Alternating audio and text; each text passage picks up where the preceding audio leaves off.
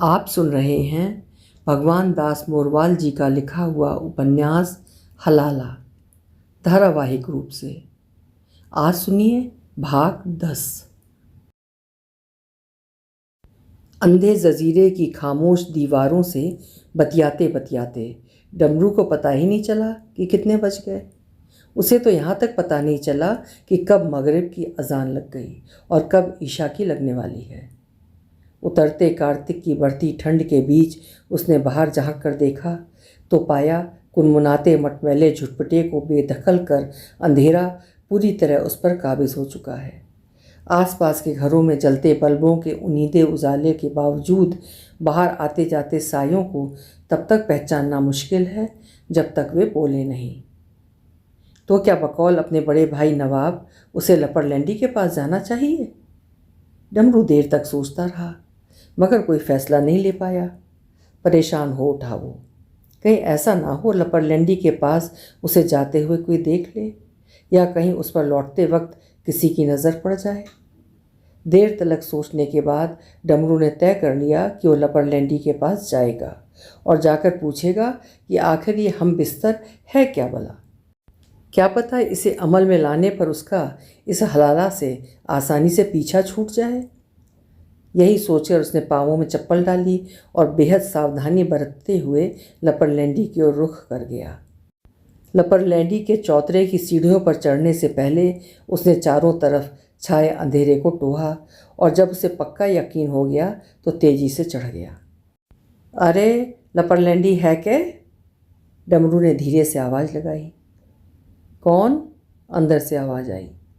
मैं डमरू। आजा आजा, मैं तेरी ही बाट देख रहा हूँ। और सब ठीक है? अंदर घुसते ही लपड़लैंडी ने पूछा। ठीक कहा यार, या हलाला ने तो मैं हलाल करके पटक दियो, कहते हुए जवाब दिया डमरू ने। लपड़लैंडी ने पहले एक लंबा सांस लिया और फिर कंधों को दो सूती से ढांपते हुए बोला, पर और कोई चारा भी तो ना है।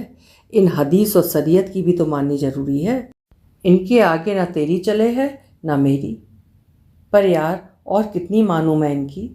अन्यायी हो तो लियो हलाला, डमरू ने झल्लाते हुए कहा।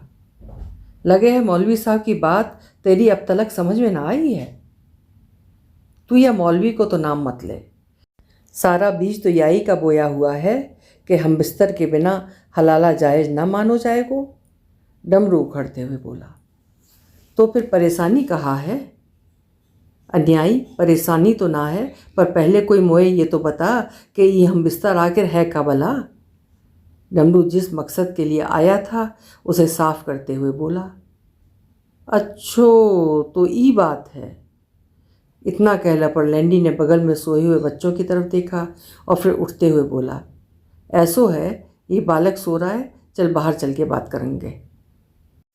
बाहर कहा ही नहीं बताए ना, पागल हो रो है, कई बालक ने सुन ली तो। इतना कह लपड़लैंडी बाहर चला आया। चल अब बता, काई ने मैं देख लियो तो सब ये सोचेंगे कि मैं तेरे पे हम बिस्तर को ही मतलब पूछना आया हूँ। जल्दी कर, पीछे पीछे आते हुए डमरू ने पूछा। देख मौलवी साहब को कहना का मतलब ये है कि नजराना जब तलक नियाज को हलाल ना होएगी, मेरो मतलब है कि वे जब तलक मर्द औरत ना कहवाएंगे जब तलक तू नजराना को स्वाद ना चाख लेगो। कुछ समझो कि ना? लपड़लैंडी ने पूरी गंभीरता के साथ कहा। मैं कुछ समझो ना, डमरू ने भोलेपन से जवाब दिया। इस बार लपड़लैंडी से बौखला गया। यार डमरू, तेरो जैसो बूबक ना देखो मैंने। अरे मेरो मतलब है कि जब तलक तू नजराना के संग सो ना लेगो, बेकूफ, एक ही खाट पे सोना सु कहे हैं हम बिस्तर। आई समझ में या और खुल के बताऊं? कहा ए यासु कह रहे हैं हम बिस्तर। डमरू की मानो घिघी बंद गई। लगा जैसे पूरे शरीर में बिजली का करंट दौड़ गया। चारों तरफ पसरा अंधेरा और गहरा हो गया। ना भाई लपड़लैंडी, मेरे बस की ना है ये काम। मेरी बलासू ई नजराना नियाज को हलाल होए या ना होए। तो फिर ठीक है, ना है बस की तो रह नजराना के संग जिंदगी भर वाको मरद बढ़ के। पर ये बात तो मुझे काई ने ना बताई, ना या टटलू ने, ना काकी कल्लो ने। और तो और मेरी एक भी भावज ने ना बताई कि मोहे ई काम भी करना पड़ेगो।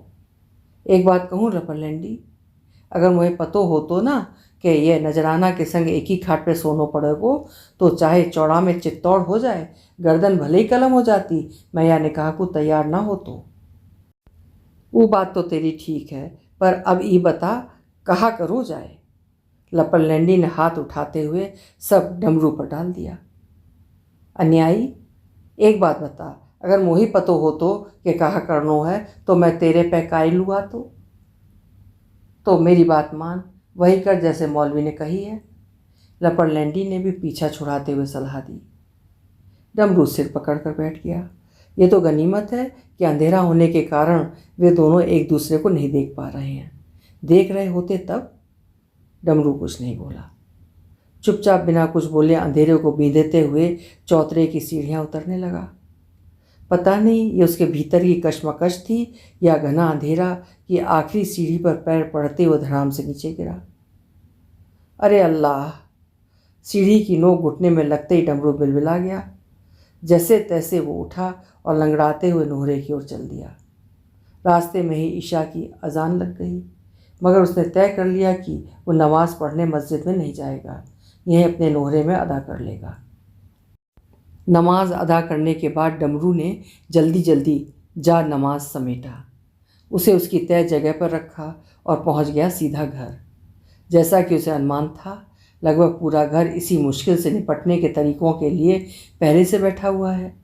लगता है उसकी तरह तीनों बड़े भाई भी ईशा की नमाज़ पढ़ने मस्जिद नहीं गए। डमरू को देखते पूरा दालान चौकन्ना हो गया। आज उससे किसी ने भी बैठने के लिए नहीं कहा। कौन कहे, कहने का मतलब है सीधे सीधे ततैये को छेड़ना। बल्ब की रोशनी में भीगे चेहरों में डमरू को उस चेहरे को ढूंढने में जरा भी परेशानी नहीं हुई जिससे वो यहाँ दो टूक बात करने आया है। अपने अंदाजे और यकीन के दरकने से उसके उदास बुझे चेहरे को देखकर एक बार तो डमरू के मन में आया कि वो उल्टे पांव लौट जाए, मगर वो ऐसा नहीं कर पाया। वो चुपचाप वहीं बैठ गया जहाँ उसे बैठना चाहिए। डमरू ने गुपचुप बेहद चौकस और बारीक निगाह से पहले पूरे दालान को खंगाला, उसके बाद दरवाजे खिड़कियों की ओट को टटोला। जब उसे पूरा यकीन हो गया तब उसने उस उदास चेहरे से दरियाफ्त करते हुए पूछा, नजराना कहाँ है कहाँ? मर रही है पलरा कोठा में। सामने के कमरे को इशारा करते हुए डमरू को जवाब मिला। तमने ईरो काइलू राखी है, भेजी नावा टटलू के घर? डमरू ने हिम्मत जुटाते हुए कहा। कही ही पर ना गई। इस बार उदास चेहरे यानी नसीबन के बजाय जवाब फातिमा ने दिया। ना गई मतलब? बोली कि मैं अब हूँ जाके कहा करूँगी। हूँ ना गई तो या के पीहर भेज देता। डमरू ने तुरंत विकल्प सुझाते हुए कहा। तू कहाँ समझ रो है, ये सब बात हमने यासू कही ना होएगी, पर याने पीहर जाना सु मना कर दी। फातिमा ने पूरी स्थिति स्पष्ट कर दी। तमने में अच्छा फंसायो, मेरा गला में तमने जो ये आफत बांध दी है, या निकालो तो सही। डमरू ने अपने आने का मकसद बताते हुए कहा। मेरे यार, यही इलाज को तो हम सब यहाँ इकट्ठा हुए हैं। जमाल खान ने डमरू को हल्का सा डांटते हुए जवाब दिया। ऐसो है, इतनो तातो मुल्ला मत बन, थोड़ी तसल्ली राख, कुछ ना कुछ जरूर हल निकलेगा वो। कमाल खान ने भी बड़े भाई का साथ देते हुए डांटा। कहा हल निकालोगा, वही जो मौलवी साहब ने बतायो है। डमरू सीधा मुद्दे पर आ गया। क्यों, तेरा उस्ताद लपरलैंडी ने ना बताई कुछ? इस बार उल्टा नवाब ने पूछा। तम बेर बेर वा लपरलैंडी के नाम काई लू घसीटो हो? अच्छो, अब हम वाको नाम भी ना लें। एक बात बता ईमानसू, तू वाक़े पे गयो हो के ना? नवाब ने पूरी तरह मोर्चा संभालते हुए पूछा। किस बहन जो? तमतमाता डमरू बीच में ही रुक गया, फिर थोड़ा शांत होते हुए बोला। किसने कही है कि मैं लपरलैंडी के पे गए हो? फिर तू निवासू पहले कहाँ खुतबा सुनो हो? नवाब ने डमरू को घेरते हुए उल्टा सवाल किया। डमरू चुप। वो समझ गया कि किसी भेदिए की उस पर नज़र है। दालान से उठना उसके लिए मुश्किल हो गया। जमाल खां अपने सबसे छोटे भाई की दुविधा भाप गया, इसलिए उसने बड़े भाई का धर्म निभाते हुए दुलारते हुए कहा, जा आराम से जाके सो जा, जितनी तोहे चिंता है वासु ज़्यादा हमन्य है। डमरू चुपचाप उठा और वापस अपने उसी अंधे जजीरे पर लौट आया जिसकी उदास खामोश दीवारें उसे काटने को दौड़ती हैं। चारपाई पर गुदड़ी बिछाई और उस पर कटे पेड़ सा धराशायी हो गया। बाहर खुले अंधेरे में लगा जैसे स्याह आसमान में अनगिनत सफ़ेद बगुले उड़ रहे हैं। पता नहीं अभी उसे और कितना अजाब सहना पड़ेगा। यही सोचते हुए उसकी आंखें लग गईं। सुबह पूरे मोहल्ले में यह अफवाह आग की तरह फैल गई कि डमरू मौलवी की हिदायत के मुताबिक हलाला के लिए मान गया है। इस वितंडे का पहला असर ये हुआ कि जो लोग डमरू के एक असली और सच्चा नमाजी होने का भरम पाले हुए थे उनकी नज़र ही बदल गई। उसके बारे में तरह तरह की बातें होने लगीं। कहने का मतलब ये है कि शातिर भेदी ने बड़ी चालाकी से इस अफवाह को ऐसी हवा दी कि उसके झोंके जब जब डमरू से टकराते तब तब उसके पांव उखड़ने लगते। मगर डमरू का ये अपना कोई भरोसा था जो अपने इरादे से हिला तक नहीं। पूरे घर ने इस मुसीबत से पार पाने के सारे तरीके और रास्ते खंगाल मारे, मगर सब एक ही जगह जाकर ख़त्म होते। हार कर एक राय से सबने वही फैसला लेना मुनासिब समझा जिसकी कुरान पाक और इमाम याहिया खुर्रम इजाज़त देता है। पूरी तरतीब के मुताबिक ज़ुहर की नमाज के तकरीबन घंटा भर पहले रोटी पानी और चूल्हे चौके से निपट लिया गया। नसीबन, फातिमा और आमना ने अपने अपने मर्दों को सख्त हिदायत दे दी कि ज़ुहर की नमाज अदा करने के बाद असर की नमाज तक वे भूल कर भी घर की ओर रुख नहीं करेंगे। अगर किसी को देख लिया तो उनसे बुरा कोई नहीं होगा। ज़ुहर की नमाज अदा करने के बाद दोनों नसीबन के पास आकर बैठ गईं। नसीबन ने बाएं तरफ इशारा करते हुए अपनी दौरानी आमना से आंखों ही आंखों में कुछ कहा। आमना तुरंत समझ गई इशारे को। वो धीरे धीरे दबे पांव इशारे किए गए कमरे की ओर बढ़ गई। नजराना, बाहर तू ही इकल्ली क्या कर रही है? वो आ जाए ना जहाँ सब बैठी हैं। आमना ने नसीबन के पास चलने के लिए कहा। नजराना मना नहीं कर पाई। पिछले 2 दिनों से जैसे इस कमरे में कैद होकर वो रह गई है। न चाहते हुए वह आमना के पीछे पीछे चली आई। आ जा, यहीं बैठ जा। नजराना को आया देख पहले से अपने सिरहाने पड़ी खाली मूढ़ी की ओर इशारा करते हुए बोली नसीबन। नजराना चुपचाप बैठ गई। अंदर से आते हुए उसे लगा था जैसे पहले से किसी मुद्दे पर बातचीत चल रही थी, मगर उसे देखकर सब चुप हो गई। डेढ़ इन मुल्ला मौलवीनों ने ही तो हमारा बेड़ा गर्क कर रखो है। फातिमा ने नजराना के उनमें शामिल होते ही छूट गए सिरे को फिर से जोड़ते हुए अपनी जिठानी नसीबन से कहा। पर वहाँ कहा करें, इनके आगे हमारी चले भी तो ना है। सारी बीमारी तो यही है कि हमारी चले ना है।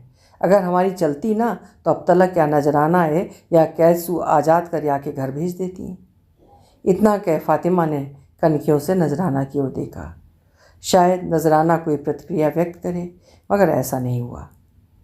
मेरी तो कुछ भी समझ में ना आ रही है कि यह निपूता हलाला सू कैसे पिंड छूटे।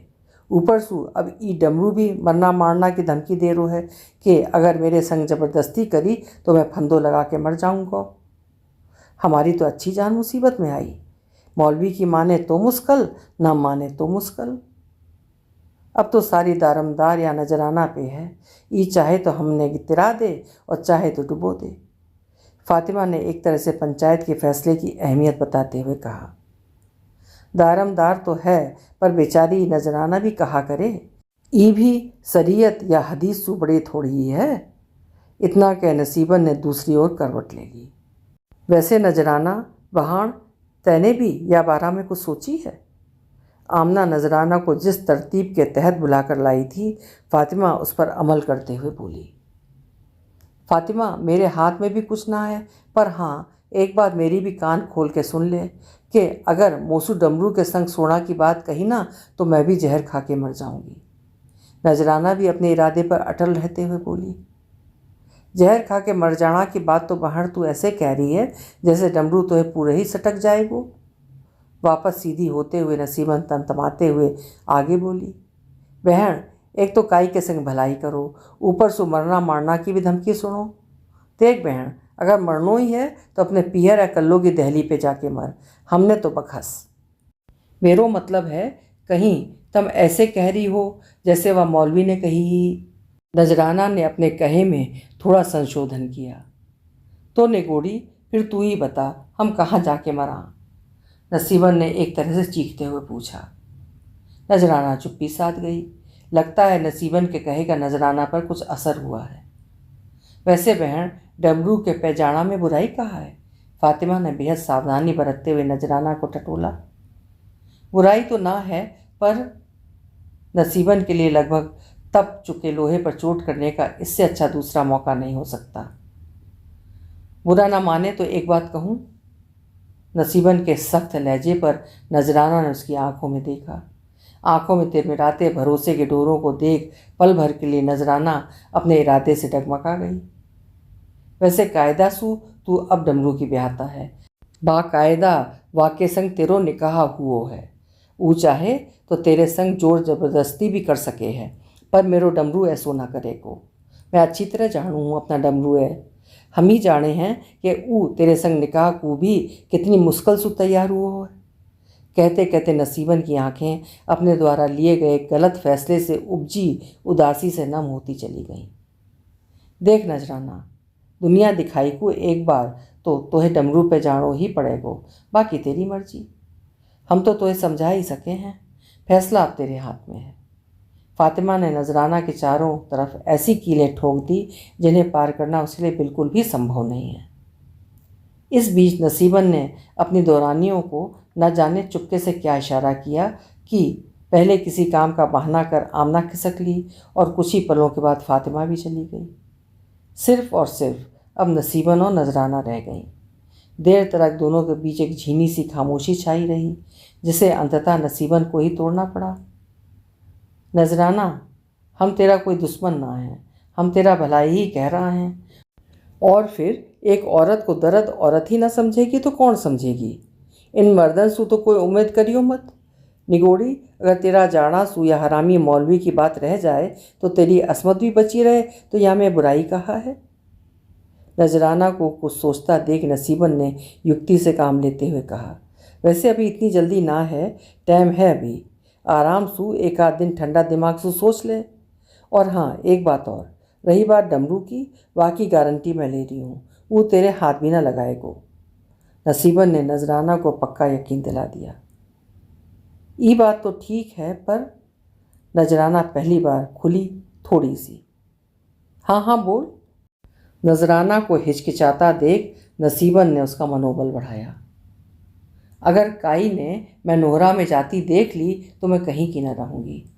नजराना ने अपना डर और दुविधा दोनों जताते हुए कहा। वाकई तू चिंता मत कर, या को इंतज़ाम मैं करूँगी, तू यह बात सू बेफिक्र रहे। फिर कुछ पल सोचने के बाद नजराना को हिम्मत बढ़ाते हुए नसीबन ने तर्क दिया, वैसे अगर कोई देख ले तो ये और भी अच्छी बात है। कम से कम लोगन ने यह बात को तो यकीन हो जाएगो कि तू डमरू के पे गई ही, और फिर वो कौन सो भीतर झांक के देखोगे कि तुम आपस में क्या कर रहा हो। फिर भी बाहर मैं पूरी कोशिश करूँगी कि तुम्हें कोई देखे ना। ठीक है, मुझे थोड़ी सी सोचण दो। लगभग सहमति और स्वीकृति देते हुए थोड़ी मोहलत मांगी नजराना ने। ना ना, आराम से सोच ले, आखिर तेरी जिंदगी को सवाल है, नसीबन ने मोहलत देते हुए कहा। नजराना धीरे से उठी और वापस अपने कमरे में आ गई। उसके आते ही नसीबन ने हल्के से मठारा। समझ गई फातिमा और आमना अपनी जिठानी के संकेत को। वे दोनों तुरंत नसीबन के सामने प्रकट हो गईं। नसीबन ने अपनी कामयाबी की पहली सीढ़ी पार करने की खुशखबरी अपने दौरानियों को सुनाई, तो सुनकर उन दोनों ने भी राहत की सांस ली। अच्छा है, बगैर लाठी टूटे सांप मरने से पहले आखिरी सांस तो लेने लगा है। अगला रोज़ पूरा बीत गया, मगर नजराना की तरफ से कोई जवाब नहीं आया। शाम भी हो गई। रोज़ादारों ने रोज़ा भी खोल लिया। यहाँ तक कि इशा की नमाज अदा करने के बाद मस्जिद में जाकर जिसे तरावीह करनी थी वो भी कराया। कुल मिलाकर कहने का मतलब ये है, तीनों दौरानी जिठानियों को जच गया कि उनकी सारी कोशिशों पर एक तरह से पानी फिर गया। तीनों जिस सांप को बिना लाठी के मरने से पहले आखिरी सांस लेने की गलतफहमी पाले हुए थीं, वो कुरान का वहम निकला। बल्कि सांप तो पहले की तरह अपनी बाम्बी में मानो दुनिया जहान से बेखबर है।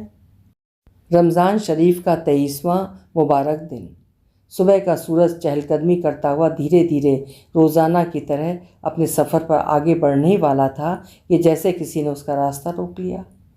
एक क्षण के लिए इस बाधा से वो भी ठिठक गया और देखने लगा इस नज़ारे को। नसीबन को थोड़ी देर के लिए अपने कानों पर यकीन ही नहीं हुआ। उसे लगा जैसे ये आवाज़ किसी घने जंगल के पेड़ पौधों की पत्तियों से छन छन करा रही है।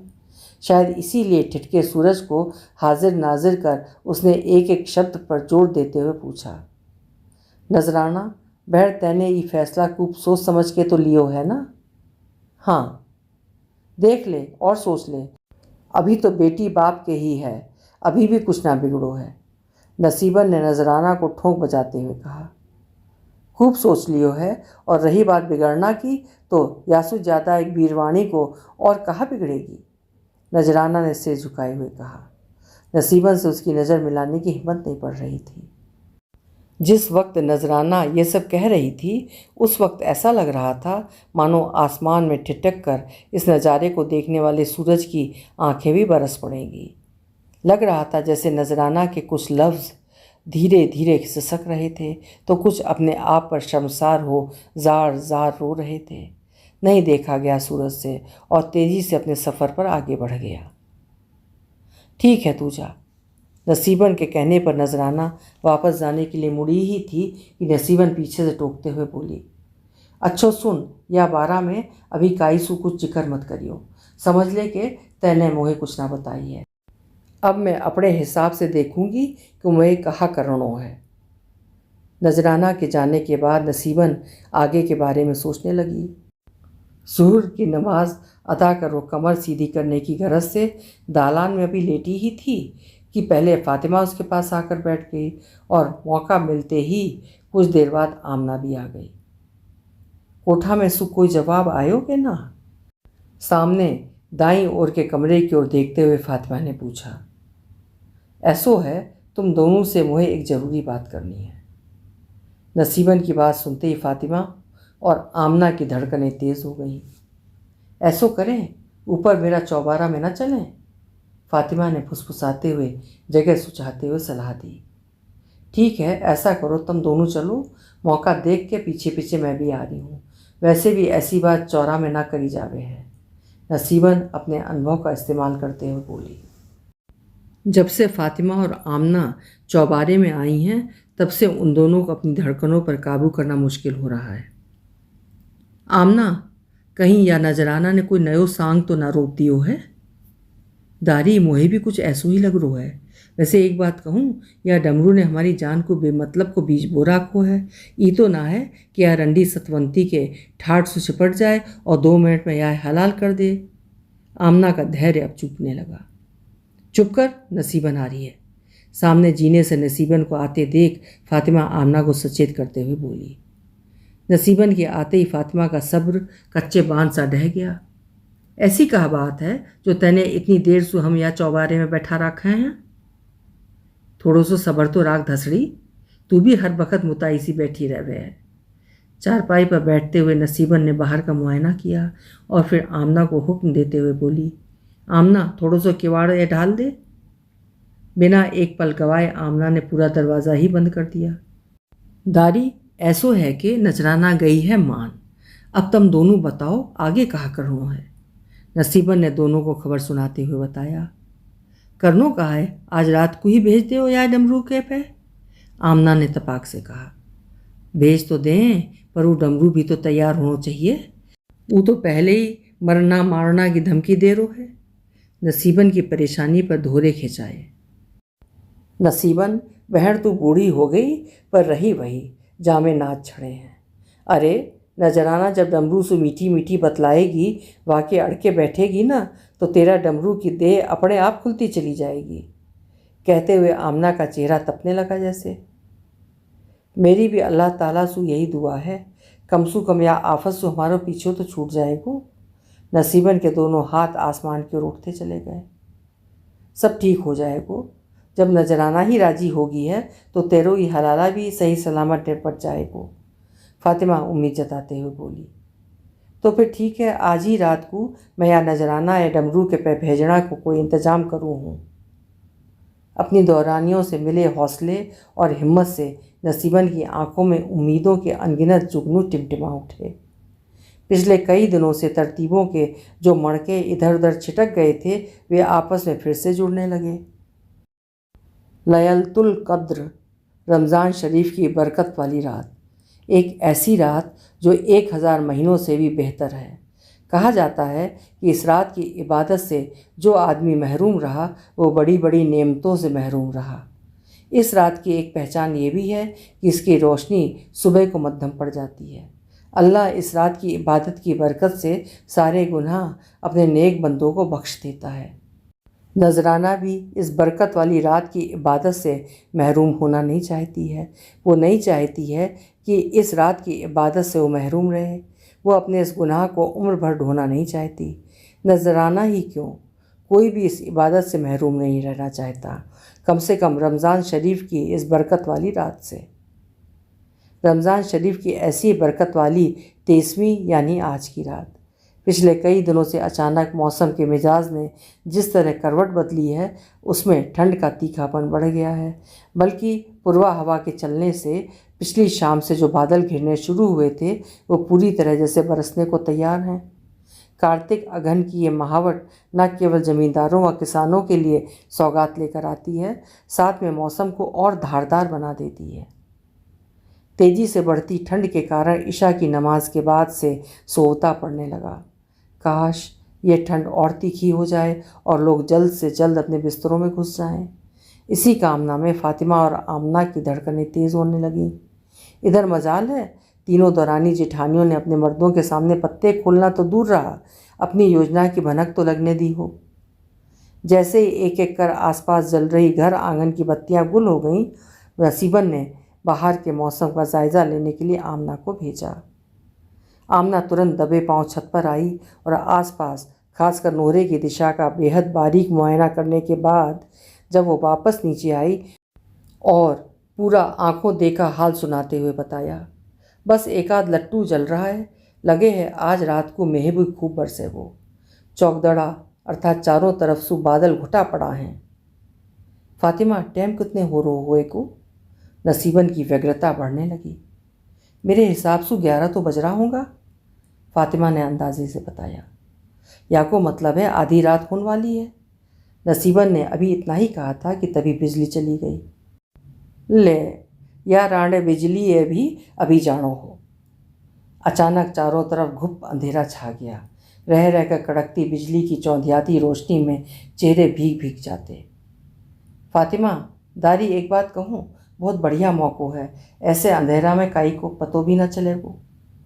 आमना, ये तो तैने भली कही। फातिमा ने भी आमना के सुझाव का समर्थन किया और फिर नसीबन से बोली, नसीबन सोच कहा रही है। नसीबन को दोनों का सुझाव एकदम ठीक लगा। आमना, ऐसो कर, नजराना सु जाके कह कि फटाफट तैयार हो लेगी। अपनी दौरानियों के सुझाव से सहमत होते हुए नसीबन ने आमना को आदेश दिया। तैयार तू ऐसे कह रही है जैसे वह 16 श्रृंगार करनो है। अंधेरे में खिलखिलाते हुए आमना ने अपनी जिठानी नसीबन को छेड़ा। चुप कर छिनार। फातिमा, ऐसो कर तू जा, जल्दी कर, कहीं ऐसो ना होए कि मैं आ जाए। आमना को डांटते हुए नसीबन फातिमा को नजराना के पास भेजते हुए बोली। फातिमा उठकर जाने लगी तो पीछे से आमना उसे पहुँचती हुई बोली, ये और कह दीजियो कि 2-4 छींटा इतर का भी छिड़क लेगी। फिर से हंसी आमना। तो फिर ऐसो कर, तू ही चली जा। कुछ कदम जाने के बाद फातिमा वापस लौट आई। आमना तो जैसे पहले से इसके लिए तैयार थी। वो जितनी तेज़ी से गई नजराना को लेकर उतनी ही तेज़ी से लौट आई। उन दोनों का आया देख नसीबन ने आमना को टटोलते हुए पूछा, नोहरा तलक तू छोड़ आएगी या मैं ही जाऊँ? तू रहने दे, अंधेरे में कहीं गिरा पड़ेगी। मैं याए डमरू के पैर अभी छोड़ के आई। आमना ने पूरे आत्मविश्वास के साथ कहा। ठीक है, ध्यान सुझाइयो। नसीबन ने आखिरी हिदायत दे उन दोनों को भेज दिया। आमना और नजराना ने अभी सहन पार ही किया होगा कि जोर से बिजली कड़की। बिजली की तेज रोशनी में 2 साए एक पल चमक कर फिर से अंधेरे में गायब हो गए। जब तक आमना वापस नहीं लौटी नसीबन की सांसें गले में ही अटकी रहीं। इस बीच बारिश भी शुरू हो गई। तभी उसे लगा जैसे बाहर दरवाजे पर कुछ हलचल हुई है। रह रहकर चमकती बिजली में भीगा उसे एक साया नजर आया। फातिमा, लगे है आमना नजराना ये नोहरा में छोड़ आई है, नसीमन ने फातिमा से दरियाफ्त करते हुए पूछा। इससे पहले कि फातिमा कोई जवाब दे पाती, बारिश से बचने की कोशिश में साया भागते हुए दालान में आ पहुंचा। हंसते हंसते साया लोटपोट हो गया। नसीबन ने तेज़ हो चुकी बारिश के शोर में इस हंसी की वजह जाननी चाहिए तो साया मारे हंसी के मानो बौरा सा गया। रंडी, कहा हुओ जो मारे हंसी के तू मरी जा रही है। इस बार फातिमा ने भीगे हुए साये को डांटा। दारी हुओ कहा, वो तो पहले से हुई, इतर फुरे लगा के बैठी ही। साये यानी आमना ने अपनी हंसी रोकते हुए बताया। या को मतलब है कि या नजराना के मेरी बात समझ में आ गई, नसीबन ने इत्मीनान की सांस लेते हुए कहा। चलो या जंजाल सो पीछो छूट जाएगो, फातिमा ने दोनों को सुनाते हुए कहा। मगर पता नहीं तेज बारिश में किसी ने उसकी बात सुनी या नहीं। या मेरा खुदा, आज रात तू ऐसो बरस के सारो जल थल एक हो जाए, ऐसो बरस कि आज सु पहले तू कदी ना बरसो होए। नसीबन ने दोनों हाथ आसमान की ओर उठाते हुए दुआ मांगी। सचमुच तेज़ हवाओं के साथ जैसी बारिश हो रही है वैसी कार्तिक अगहन में शायद ही कभी हुई हो। रह रह कर कड़कती बिजली से जमीन मानो कांप कांप उठती। उपन्यास हलाला की कहानी जारी रहेगी अगले भाग में।